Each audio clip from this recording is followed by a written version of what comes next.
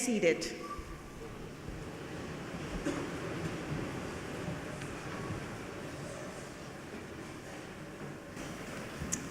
Good afternoon. Welcome to the 2019 Baccalaureate service.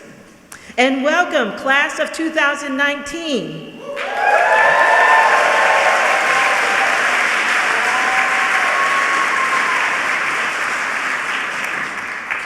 Congratulations to you and your families. And thank you, Dean Sandstrom, President Mandel, and our guest speaker, Ophelia Dahl. We are so pleased to have Ophelia Dahl with us today. Ms. Dahl is a British-American healthcare advocate who co-founded the Boston-based nonprofit Partners in Health. You will hear more about her experiences later in the program. And after the readings, interspersed with musical selections from the Baccalaureate Choir, you will hear President Mandel give her charge to the class of 2019, followed by a few thoughts and prayers from myself, Rabbi Seth, and Imam Sharif. My name is Valerie Bailey Fisher, and I am the chaplain to the college. My fellow chaplains, Rabbi Seth Wax and Imam Sharif Rosen, welcome you to this event. We look forward to this event every year because it's an opportunity to provide seniors and their families with an opportunity to reflect on these past few years at Williams. All of this work, regardless of faith tradition or no faith tradition at all, requires passion, soul, love, and commitment. This service is a celebration of these spiritual and mindful aspects that shape our time here at Williams. To that end, we in the chaplain's office, with the help of students from various faith and meaning-seeking communities, invite you to reflect on your time at Williams through the lens of the theme, mountains. Mountains, yes, right. Mountains are a place of beauty and terror. Mountains are old and ancient, a reminder of the shortness and brevity of our human lives. Several seniors will be reading about mountains from their respective faith and meaning-making traditions. You will also hear reading from a poet and naturalist who wrote about the mountains as a special place for reflection and contemplation. For our time today, we're inviting you to take a moment in this very busy weekend and reflect on your time at Williams through the readings and the music. Now, if there's anything we all have in common, we are here in this community surrounded by mountains, right? I was fortunate enough to also go to school near mountains, and the truth is, no one told me that there were a lot of mountains. I didn't visit the school, but the truth is, you chose to come to a school where there's mountains. I mean, you didn't choose the Great Plains, right? Or the desert. You did not choose the beach, but I'm sure today you probably wish you had. But the one thing here in this beautiful place, take this time to, through the lens and metaphor of mountains, think about your time here at Williams. What will this experience mean for you in the future? How has coming to the mountains shaped you? Have you been infused with old and ancient wisdom as a result of coming to Williams? Or have you come to realize how short and fleeting time is in the face of these mountains? We invite you this afternoon to take time during the service and reflect on why you came and what it will mean that you have come to this valley and spent 4 years at the foothills of these mountains.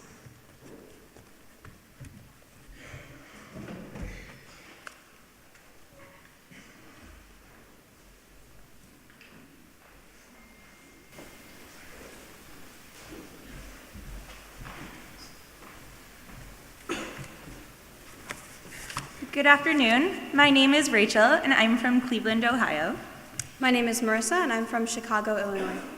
This weekend, we celebrate our achievements from the past 4 or more years. It has truly been a journey with an often unclear destination and plenty of obstacles along the way. But we are here today, proof that we are able to pick ourselves back up and continue on. Although this weekend marks the end of our journey together here in the mountains, we have many different journeys ahead of us. This reading from the book of Prophets describes the prophet Elijah's first encounter with God on Mount Horeb. The passage makes clear that God appears to Elijah not in earthquake, fire, or wind, but in a still, small voice, a kol dmama daka. On this weekend, full of grand events and celebrations, we ask you to pay attention as well to small moments, moments of holiness, moments of connection, and moments of laughter. Frightened, Elijah fled at once for his life. He came to Beersheba, which is in Judah, and left his servant there. He himself went a day's journey into the wilderness. He came to a broom bush and sat down under it and prayed that he might die. "Enough," he cried. "Now, O Lord, take my life, for I am no better than my ancestors."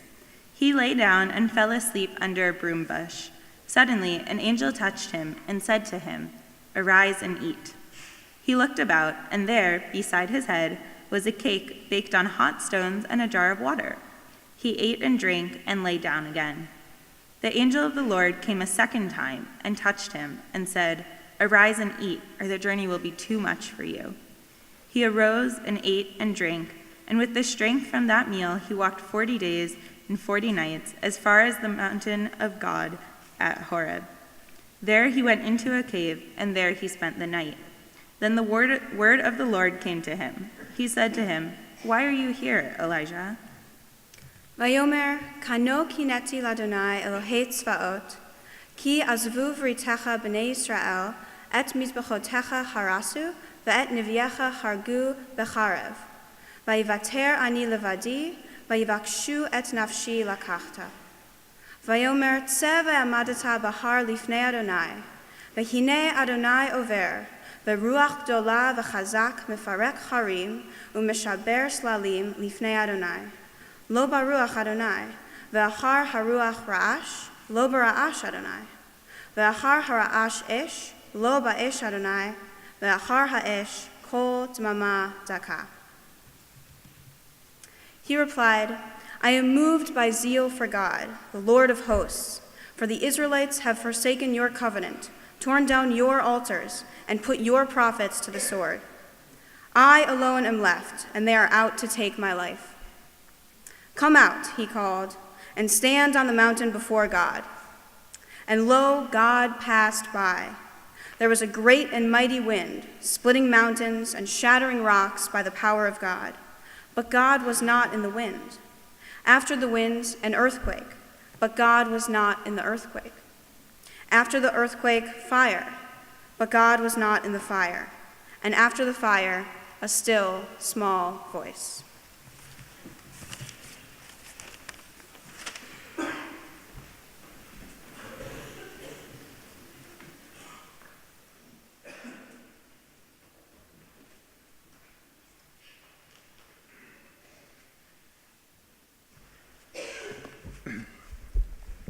Good afternoon, everybody. My name is Giovanni DeRusso, and I come from West Windsor, New Jersey. My reading tonight describes the transfiguration of Jesus in Matthew's Gospel, chapter 17, verses 1 through 9. According to many Christian traditions, the transfiguration is one of the strongest signs of Jesus' divinity and one of the only points at which all three persons of the Holy Trinity are physically present together. Perhaps, then, it is tempting to read this passage as a reminder of the sharp divide between us humans and God, but I have a different view. For in the Catholic and Orthodox traditions, Jesus' transfiguration is also a foreshadowing of our own theosis, or transformation into and union with God, at the close of a life of grace and virtue. In this light, I think the transfiguration reminds us of our own ability to climb, or dare I say ascend, ever higher in our struggle for self-perfection. 6 days later, Jesus took with him Peter and James and his brother John and led them up a high mountain by themselves. And he was transfigured before them, and his face shone like the sun, and his clothes became dazzling white. Suddenly there appeared to them Moses and Elijah talking with him. Then Peter said to Jesus, "Lord, it is good for us to be here. If you wish, I will make 3 dwellings here, one for you, one for Moses, and one for Elijah." While he was still speaking, suddenly a bright cloud overshadowed them, and from the cloud a voice said, "This is my Son, the Beloved. With him I am well pleased. Listen to him." When the disciples heard this, they fell to the ground and were overcome by fear. But Jesus came and touched them, saying, "Get up and do not be afraid." And when they looked up, they saw no one except Jesus himself alone. As they were coming down the mountain, Jesus ordered them, "Tell no one about this vision until after the Son of Man has been raised from the dead."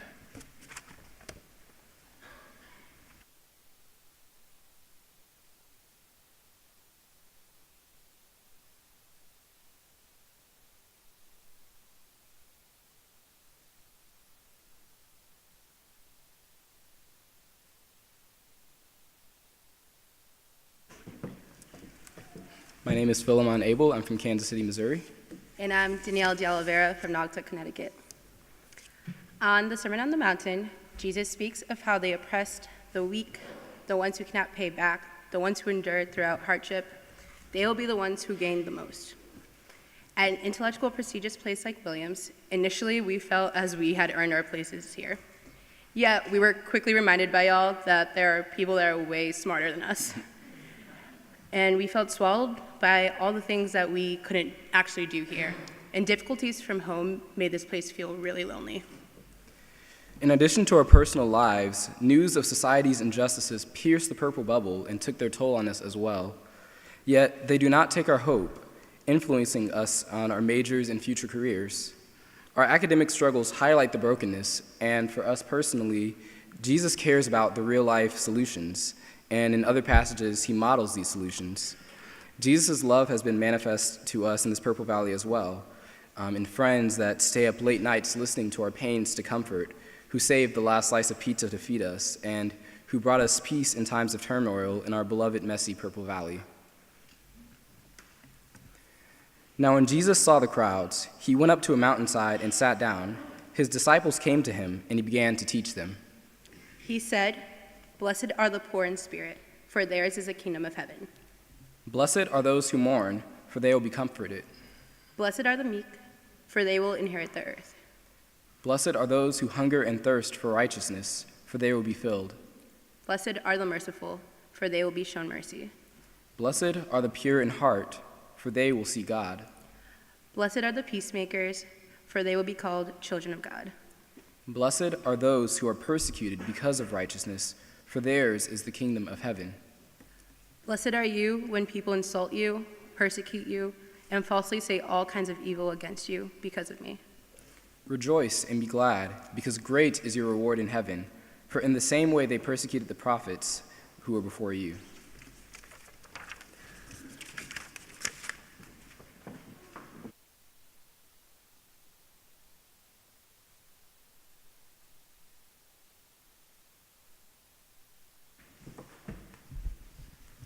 Good afternoon, everyone. My name is Caroline, and I am from Seattle, Washington. The scripture I'm about to read is perhaps one of the most well-known. As a kid, I've always taken it to be so literal, but as I grow older and experienced more, I realize it may be one of the most difficult passages to decipher and live out. To me, love is nuanced, love is unfair, love can be judgmental and cruel, love can be painful. Love means innocence. Love takes time. Love also means change. But despite all this, there are also rare times where love brings immense joy and meaning to each of our short lives and to the lives of everyone we touched. No matter how simple or complex it takes its form. So on this day, as I read this well-known scripture, I ask you to reflect on one of those moments when love seems to have encompassed all. Thank you, Williams College, for teaching me how to love. Though I know our work here is not done, it really has just begun. From the New Testament, 1 Corinthians chapter 13, verses 1 through 7. If I speak in the tongues of mortals and of angels, but do not have love, I am a noisy gong or a clanging cymbal. And if I have prophetic powers and understand all mysteries and all knowledge, and if I have all faith, so as to remove mountains, but do not have love, I am nothing. If I give away all my possessions and I hand over my body so that I may boast, but do not have love, I gain nothing. Love is patient, love is kind, love is not envious or boastful or arrogant or rude. It does not insist on its own way. It is not irritable or resentful. It does not rejoice in wrongdoing, but rejoices in the truth. It bears all things, believes all things, hopes all things, endures all things.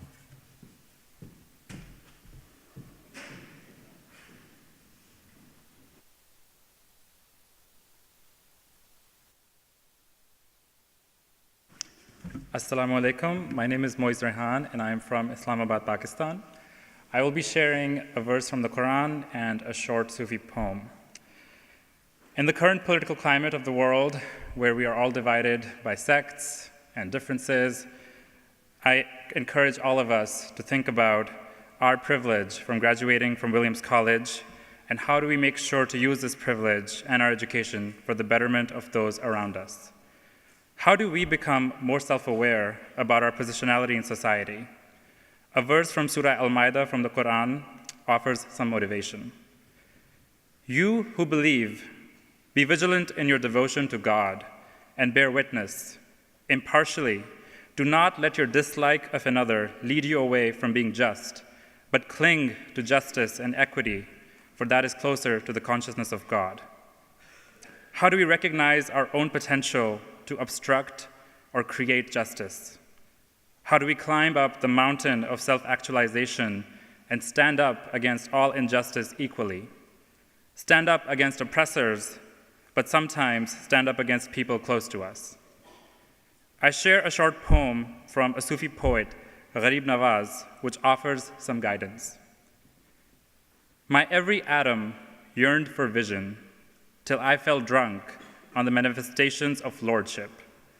Love polished the rust from my heart's mirror till I began to see the mysteries. I emerged from the darkness of existence and became what I am from the light of being, blackened like charcoal dark soul's smoke, but mixed with fires and illuminated. Some say the path is difficult. God forgive them, I went so easily. Thank you.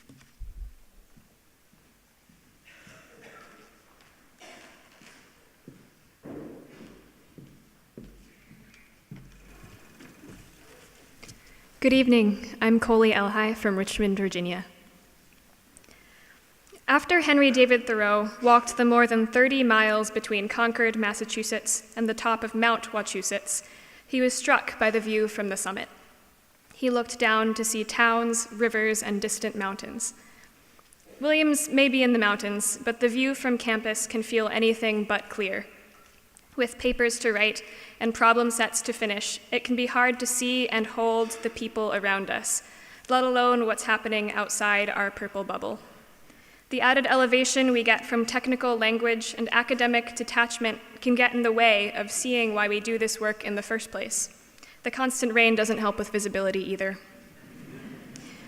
Even so, I've had moments of clarity at Williams. These are the moments when I feel the click of understanding after struggling with a problem, or when I leave my work behind to go to story time, play a game with my suite mates, or see a friend's performance. When Thoreau hiked back down the mountain, at first he mourned the loss of the grand views he had found at the top. But in this passage, he finds another way to think about it. He has left the summit behind him, as we will soon leave Williams behind us. But, like him, we carry with us the ability to find clarity and perspective whatever our altitude. And now that we have returned to the desultory life of the plain, let us endeavor to import a little of that mountain grandeur into it. We will remember within what walls we lie and understand that this level life, too, has its summit, and why from the mountain top the deepest valleys have a tinge of blue, that there is elevation in every hour, as no part of the earth is so low that the heavens may not be seen from. And we have only to stand on the summit of our hour to command an uninterrupted horizon.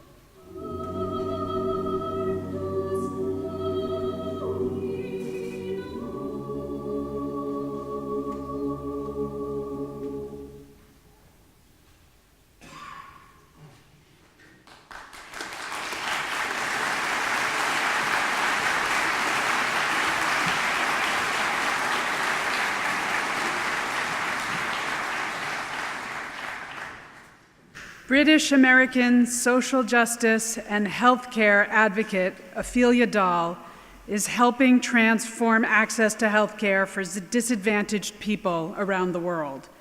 In 1983, Dahl volunteered at the Small Eye Care Haiti Clinic in Haiti's Central Plateau and worked on HIV care there as well. She met her colleague Paul Farmer in Haiti. The experience shaped her subsequent distinguished career as an advocate for the health and rights of people in poverty. I believe she'll be sharing details about her time in Haiti during her remarks. Dahl and Farmer later co-founded Partners in Health, where she has been chair of the board since 2000 and served as executive director from 2001 to 2015.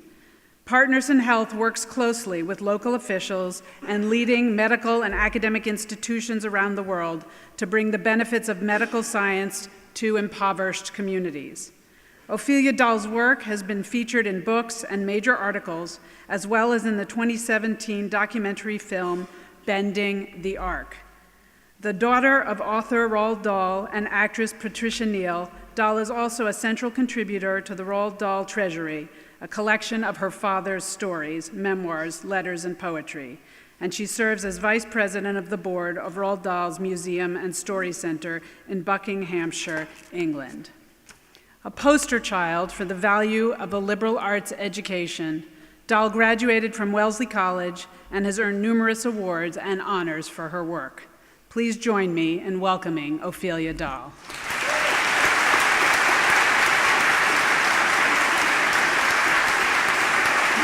Thank you. Thank you.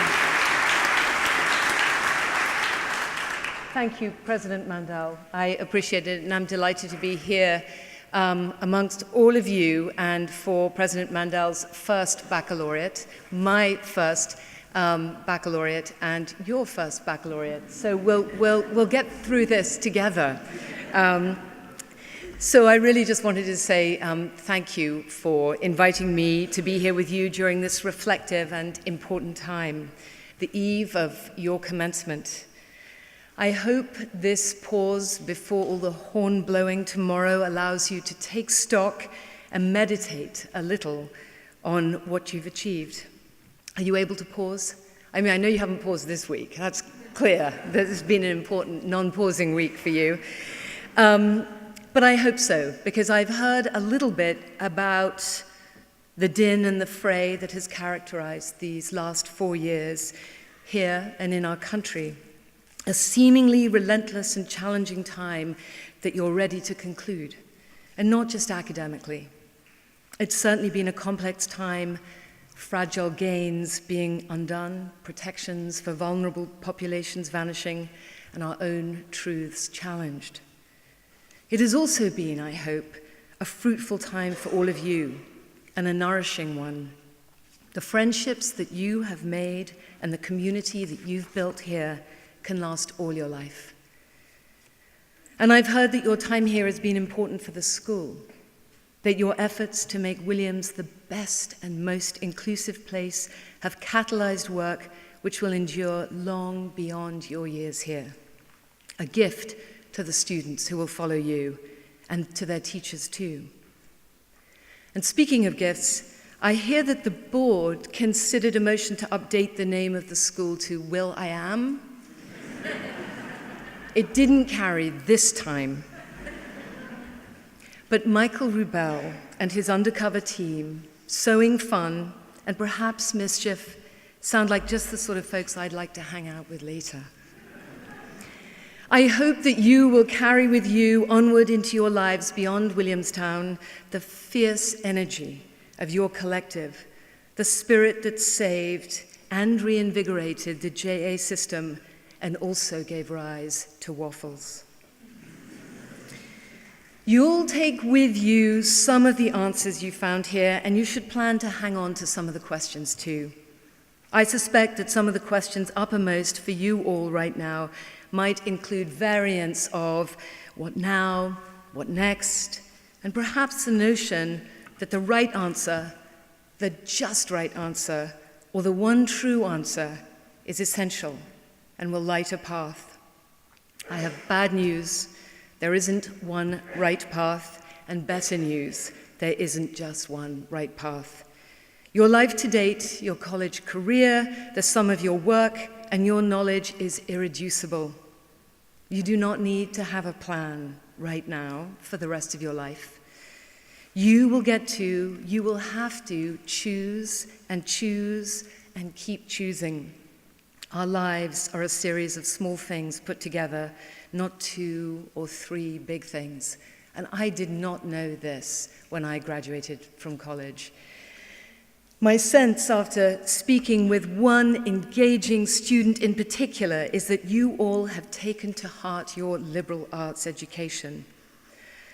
You have not narrowed, and instead have paired your majors. Your concentrations speak to that. Geoscience and studio art as a double major, or chemistry and English, math and Chinese. Or in the words of this student that I spoke with, and I'm going to quote her because it's lovely, people pursue their passions here, in the classroom, but also outside of it. It's a tough academic environment because people expect a lot of themselves and work really hard. But it's also an incredibly collaborative environment. I think the professors and other students are really committed to helping with that learning process and pursuit of passions. This bodes well for all of you, that you already have such a good grip on the notion of a wide field of vision. Many people don't, especially as they get older. Students often ask me what choices I made to set me on a road to a career in global health. Something along the lines of physics followed by pre-med, then an internship at a humanitarian organization perhaps, would have been an obvious course. But the truth is, I bushwhacked the whole way. I just want to take a little pressure off you because I had no clear idea of where I would go, nor how I would get there.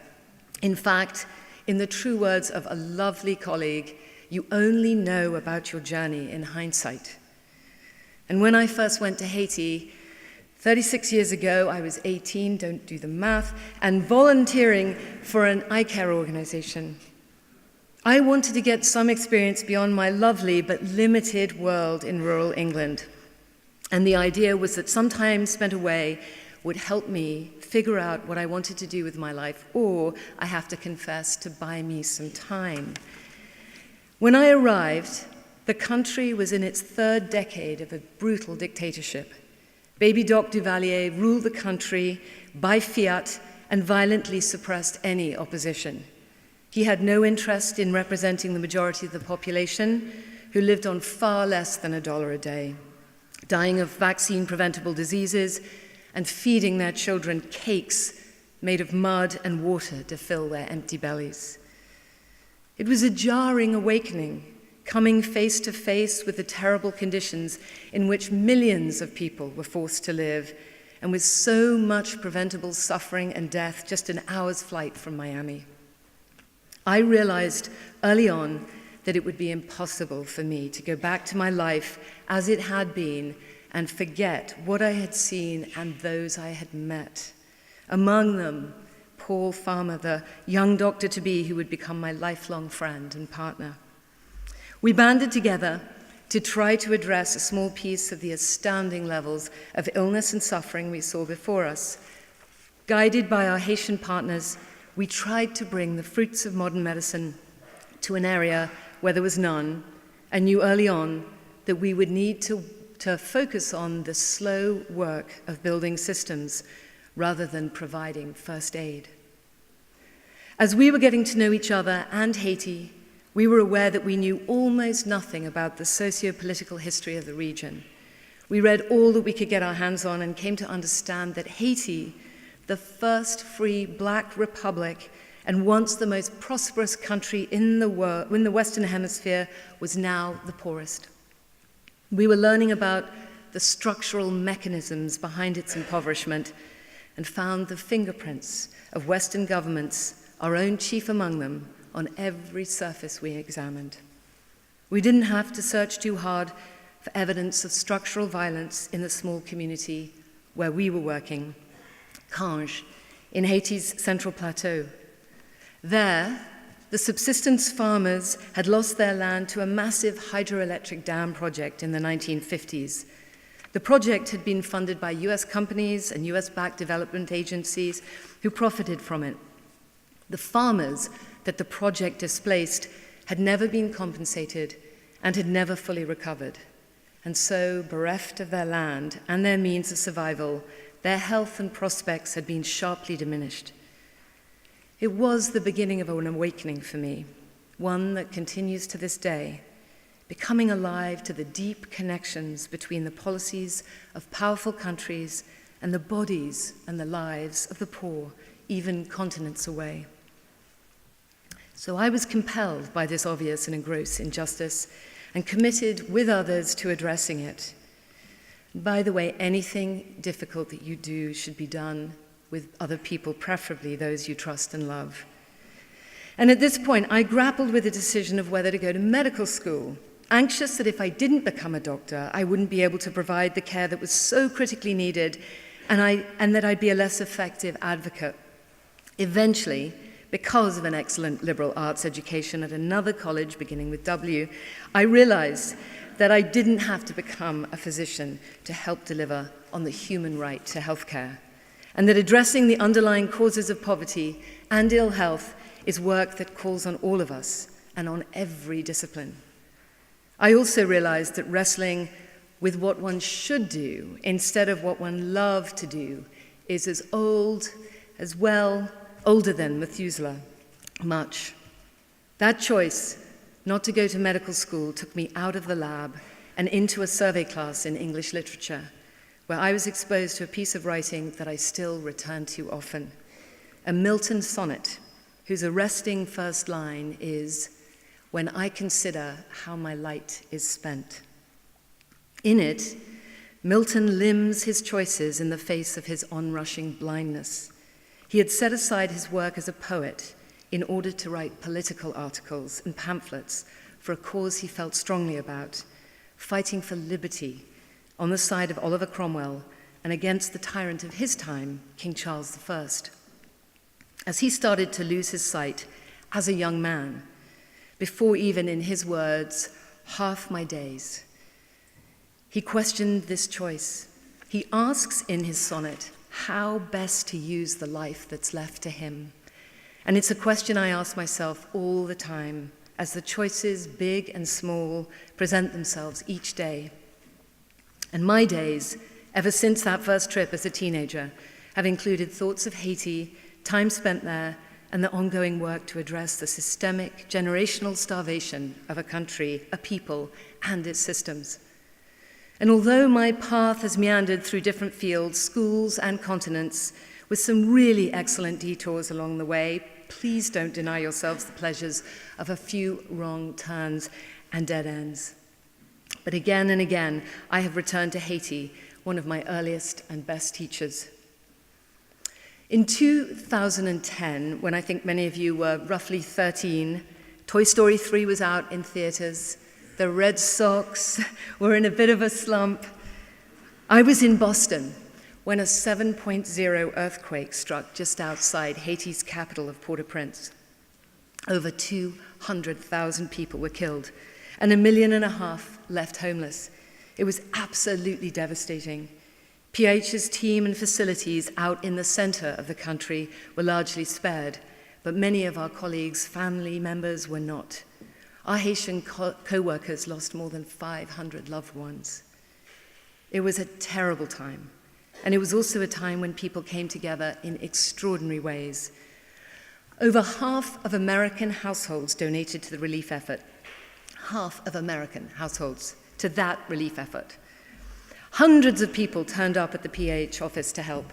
A host of former co-workers put their professional lives on hold, drove from far reaches, willing to do any task, volunteer, take a leave from med school. We had engineers, electricians, surgeons, nurses, anesthesiologists, restaurant owners, and pilots who all came together. And on top of the expertise, there was also a constant supply of goodwill and generosity. Beneath my exhaustion and sadness and my relief and gratitude lay the knowledge that what happened in Haiti was an unnatural disaster, that the same forces which have conspired to weaken and impoverish the country made it unnaturally vulnerable. And in the midst of this, about 2 or 3 weeks after the earthquake, I was invited by Speaker Nancy Pelosi to be one of her guests at the State of the Union address. It was the first time that I had gone there. As I drove from Dulles Airport towards the Capitol, threading through Washington's tall monuments and massive federal buildings, it was hard to reconcile the capital city I'd just left, Port-au-Prince, with this one. Nearly all of Haiti's federal buildings had been destroyed in the quake. The National Palace collapsed. The city was choked with tents and makeshift dwellings, rubble, bodies, buckled roads and crumbled houses, people still being unearthed, and everyone shell-shocked and braced for aftershocks. I reached the speaker's office, and a group of us walked together with an aide along a labyrinthine route of narrow back passages, down staircases not meant for the public. And it was then I saw dozens of men crouching in full military gear with hoods lining the stairs and along the corridors every 10 feet, backpacks and breathing gear at the ready. The security had been really tight to get admitted anywhere near the perimeter of the Capitol, and I wondered why all these good and brave people, trained responders, equipped to the nines, were here where there was no crisis, instead of in Haiti where there was a massive one. I also wondered how different it might be if, heaven forfend, an earthquake of that magnitude were to strike in the US. I didn't have to wonder too long, because 3 months later, and 3,000 miles from Haiti, I was with my mother in her hospital room in Los Angeles. She had been diagnosed with lung cancer 3 weeks after the earthquake in Haiti. And in the early evening, I sat in her comfortable room on the 14th floor of Cedars-Sinai Hospital, where, aged 84, she was contemplating her treatment options. She was also contemplating the Jell-O on her plate. What is it about hospitals and Jell-O? Then, without warning, the room began to sway. Some of you might have experienced this, but it is such a disturbing feeling, the disordered movements of a building in an earthquake. Things tumbled from the little bedside table, and I ran to the nurse's station, trying to suppress my panic, and asked what was happening. The busy nurse barely looked up and said, "It's an earthquake, hon. Don't worry. The hospital's built on rollers." She kept on with her charting, and she added, "You can put your mum's stuff on the floor if it's falling off her table." Her casual assurance was so striking. I realized that I had left a country where an earthquake had literally destroyed a whole city and many people in it. I flashed back to the pancaked buildings, the ruins of hospitals and schools, teachers and students forever trapped inside, the crazed roads, cracked air traffic control tower, the damage and the chaos and the awful, awful human losses. Now I was standing in a huge hospital on the 14th floor as it gently rolled through an earthquake of similar magnitude. A few tissues jumped off tables, but the nurse's work was not even disrupted. It grieved me to think how different things might have been in Haiti had different systems been in place, building codes enforced, better care available for the injured. And as I looked across the room at my mother approaching the end of her life with resolve and dignity and the very best care available, I was so grateful both that these resources were available to and for her, and that I get to work every day with a team committed to making them available for everyone. As the world continues to spin and shake, how can we make sure that everyone has access to the kind of systems that converted an earthquake from a shattering catastrophe into the engineering marvel of a non-event? How can we make sure that all systems beyond healthcare, like criminal justice, environmental, and educational systems, serve everyone, and in doing so, aspire to the highest possible standards? Our work is very much the work of a big, broad team and of a lifetime of small choices and big ones, day by day and year over year. It spans fields and disciplines. I know many of you have taken it up during your time here. I know you will continue. So as we are called to do in this baccalaureate service, let us offer gratitude for all that you've learned here, and to those that have taught you well, your marvelous faculty, this place itself, and your peers perhaps above all. Let us give thanks for the opportunity to serve and the many, so many means by which we might do so. I ask you to spend your light, and it is a beautiful light indeed. Just look at all of you, that nearly graduated glow. I exhort you to spend your light where it might shine brightest. Let it illuminate the corners where iniquity and injustice collect. Let it be a beacon to those most in need of one. Let it bring you joy. Congratulations, William graduates to be, and congratulations to your family, to those who've loved you and lifted you up, who've lit your way. Thank you so much.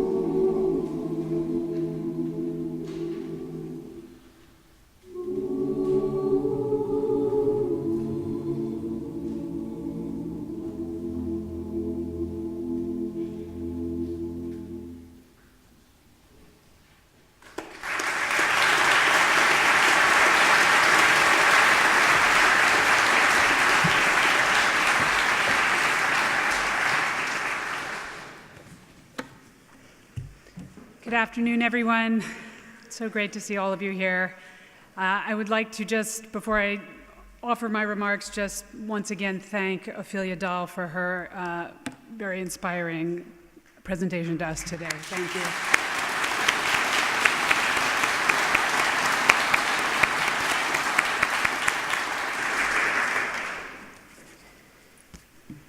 Today, all of you are older than me.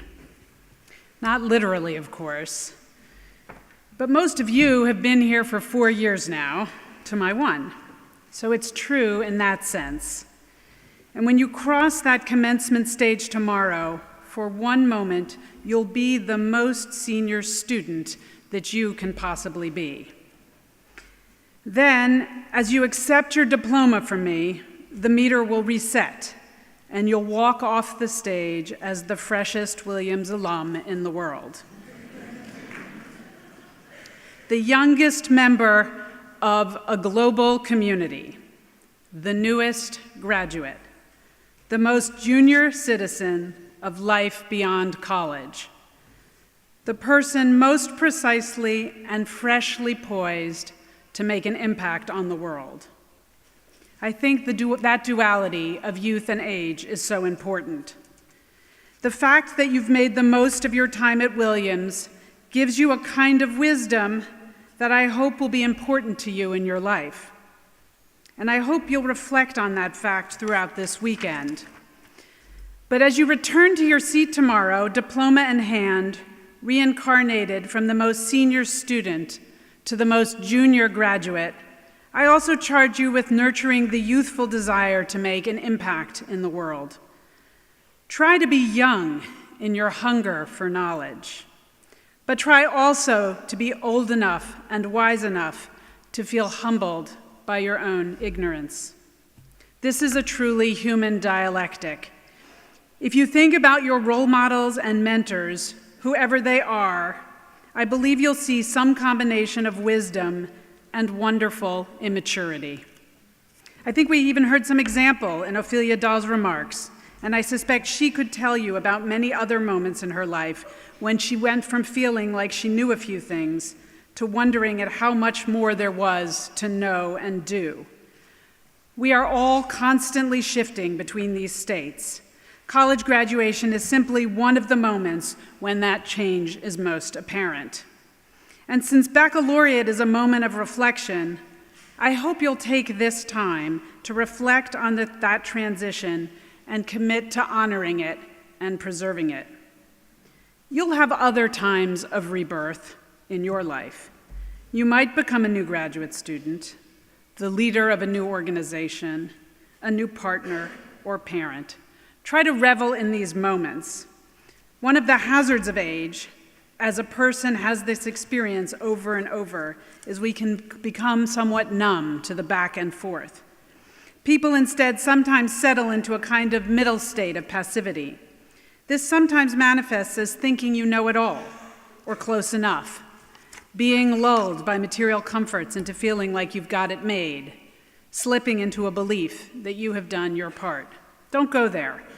The greatest joy in life comes from jumping into new experiences, by youthfully seeking out those opportunities and applying what wisdom you have while also always striving for new learning. You'll be able to do tremendous good in the world and derive tremendous pleasure from it.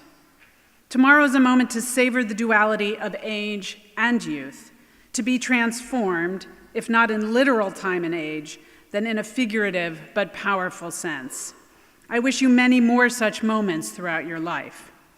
And there's another way you can achieve this incredible feeling that goes beyond what you can personally experience in one lifetime.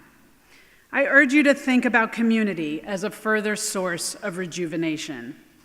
Appreciating other people's experiences is a way of adding to and multiplying your own. You can be as old and as wise as you can be, but come into the presence of someone else who has led a completely different sort of life than you, and suddenly it's like you're a newborn baby with no clue how the world really works. I've met people whose experiences have completely upended my own assumptions about the whole how the world works and what I knew to be true.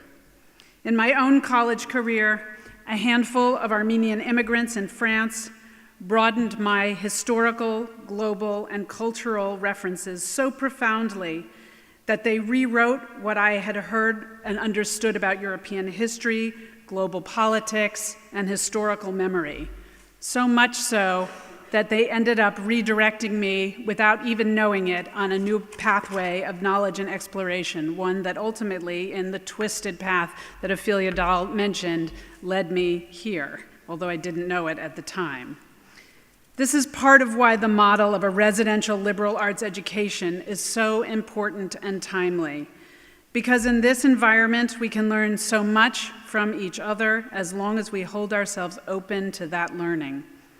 The Quran says, "O mankind, indeed we have created you from male and female and made you peoples and tribes that you may know one another." And the Christian Bible says, "There is neither Jew nor Greek, there is neither slave nor free, there is no male and female." I'm neither a Muslim nor a Christian, but I don't have to be to appreciate this idea. Hamlet too says, "There are more things in heaven and earth, Horatio, than are dreamt of in your philosophy." Walt Whitman says, "I contain multitudes." Langston Hughes says, "I too am America." Octavia Butler in her journal vows to make people feel, feel, feel. Wherever you look, throughout the history of human thought and creativity, this idea is there. We are richer together. Each of us can only have a limited number of experiences in one lifetime. Moving through life is a constant process of reducing the near infinite range of options down to one choice after another, of converting infinity to one.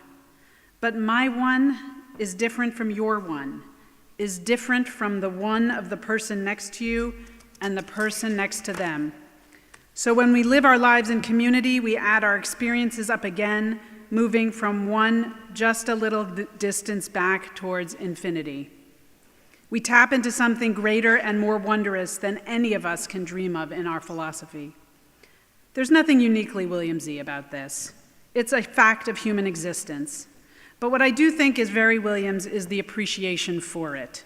A great liberal arts education gives you experiences and knowledge as an individual and as part of a community.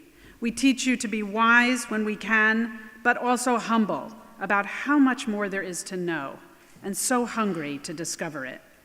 You haven't been at other colleges for the most part. That's a kind of experience you haven't had. So you may not, in fact, realize how rare this type of education is. It marks you as a very special and privileged group of people. So tomorrow, when you're caught up in the excitement of commencement and that moment when your clock is about to reset, I ask you to pause and savor what it's like to be you at your Williams' oldest, and then enjoy the giddy process of rebirth into a long and wonderful new life. In doing so, I invite you to make the most of the connections you've shared here and to commit to pouring your own unique experiences back into this great reservoir of renewal and strength we call the Williams and then the global community. Let's grow up together all over again in the best way that we can. Congratulations.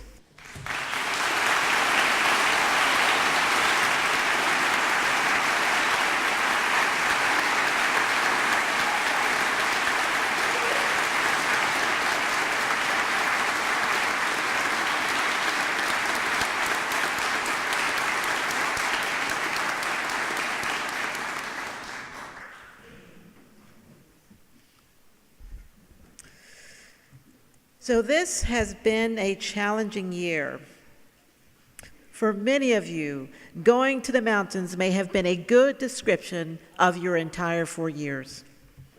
But I am encouraged by what I have seen in many of you this year.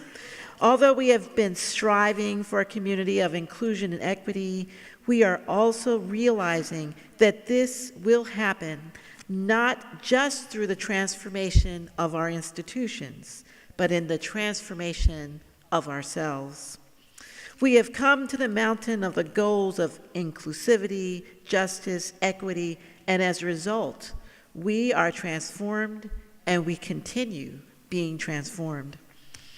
The first reading that was the reading from the Gospel of Matthew, actually both of those readings, were 2 of 6 times that Jesus went to the mountains. Now, 5 of the times that Jesus went to the mountains, he went with friends or a crowd. A reoccurring theme throughout the life of Christ is facing challenges with friends. In fact, the only time that Jesus went alone to the mountains was during his period of temptation when he faced the devil. There are many lessons we can talk about when we are going to the mountain, but I want to leave you with this one thought. You should not go to the mountains alone. Now, you, because you've gone to the mountain, are connected to others because now you all share this experience of having gone there. Some of the transformations you've experienced comes from climbing the mountain, but probably your most transformative moments is what you've had with each other. Because each of you are different because you came here together. Yes, the side effect of struggling up a hike or a steep mountain is now you feel like you've conquered something, you're stronger. But the truth is, when you do it with another person, you leave transformed and you know that person a lot better. So my prayer for you as you are on the eve of your commencement is that you remember to keep in touch with each other. I know it sounds trite, but the truth is, you've all had this experience, and perhaps as you face other challenges, you might find the very people who will help you through those challenges are the ones with whom you climbed the mountain here. And so, as you go forward, I make keeping in touch not just a trite saying, but a promise to continue in your journey of transformation.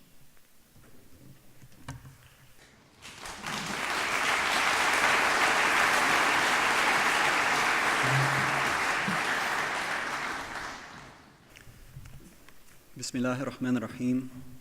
In the name of God, the merciful and the compassionate. Dear graduates and friends, Derek Walcott, in his poem, Love After Love, writes, "The time will come when, with elation, you will greet yourself arriving at your own door, in your own mirror, and each will smile at the other's welcome and say, 'Sit here, eat.' You will love again the stranger who was yourself. Give drink, give bread, give back your heart to itself, to the stranger who has loved you all your life, whom you ignored for another, who knows you by heart. Take down the love letters from the bookshelf, the photographs, the desperate notes. Peel your own image from the mirror. Sit, feast on your life. To reach this conclusion to your studies at Williams, you've endured considerable pressure and competitive stress to succeed, often at the expense of your mental, emotional, spiritual, and physical health and well-being.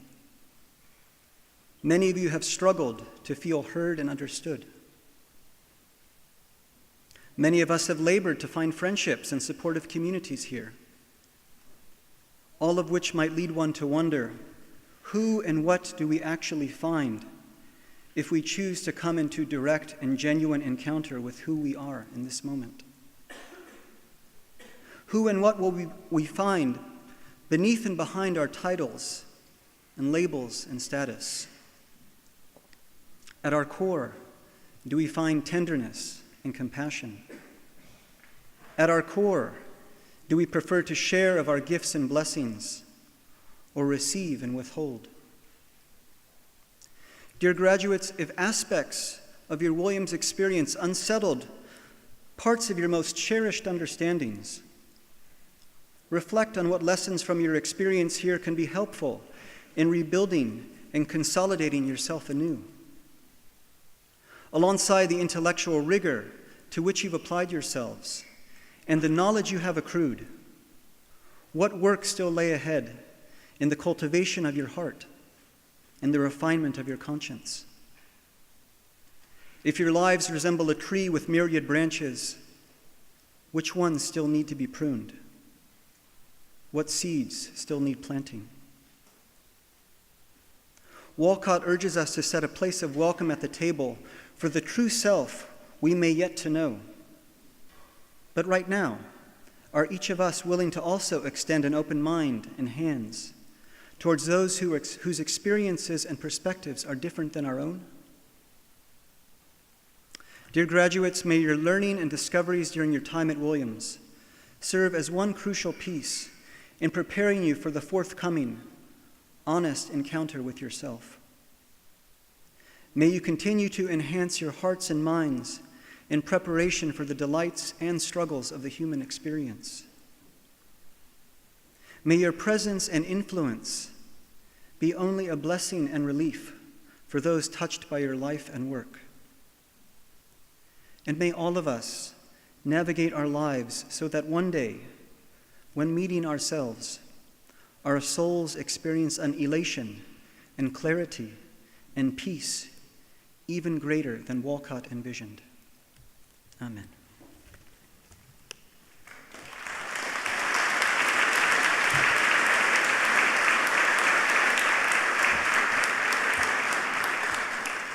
Class of 2019, at commencement, we celebrate your accomplishments, all that you have done here at Williams College.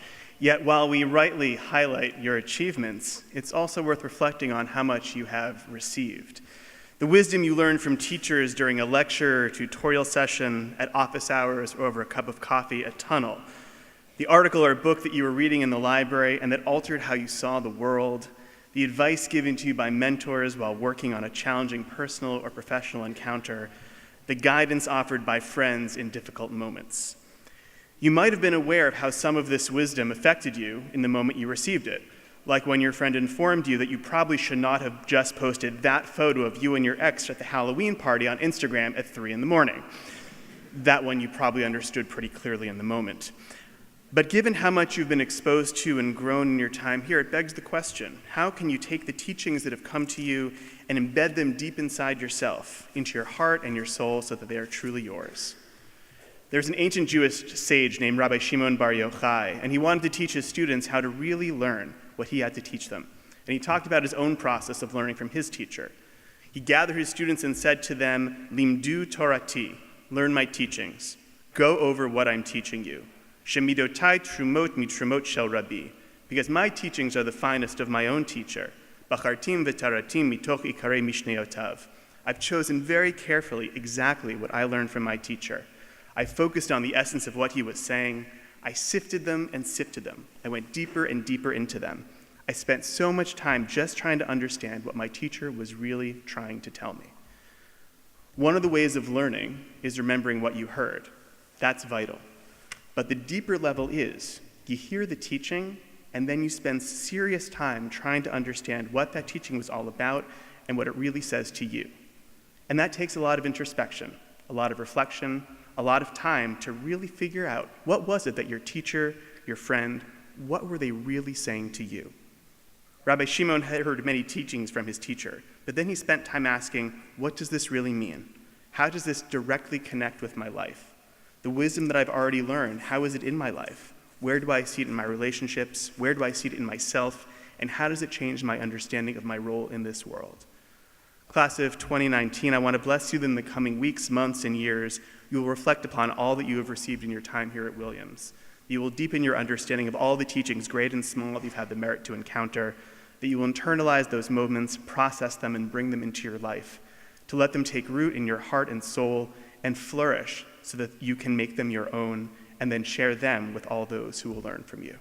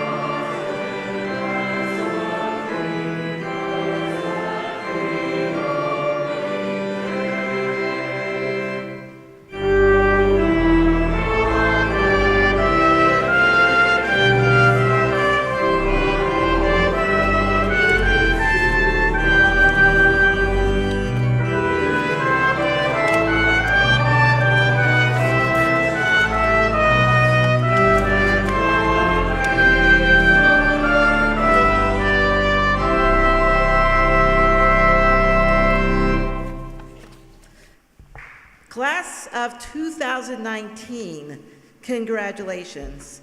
And I hope you continue your reflection on your time at Williams, not only this weekend, but in the days to come. I want to end with a song. I want to end with words from a song that you might find familiar. It is from the Indigo Girls. I went to the doctor, I went to the mountains, I looked to the children, I drank from the fountains. There's more than one answer to these questions, pointing me in a crooked line. Now, there's this line that I can never understand, right? You know what I'm talking about? And so here is that line. And the less I seek my source for some divinitive, the closer I am to find. Yeah, the closer I am to find.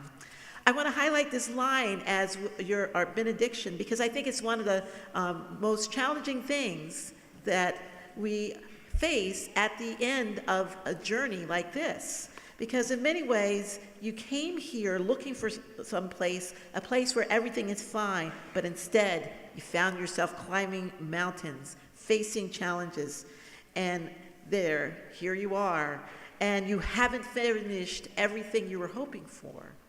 But that is okay, because just like climbing a mountain, the part of the journey, you see forests, you see rocks, but you hardly ever see the end. Most about climbing a mountain is just keeping climbing. And so the benediction I leave with you is this: to keep climbing and to love each other. This is my prayer for you, because this is just the beginning. And at this point of this journey, you may not have found the definitive answers, but keep climbing, love each other, and you will find that you are closer to find.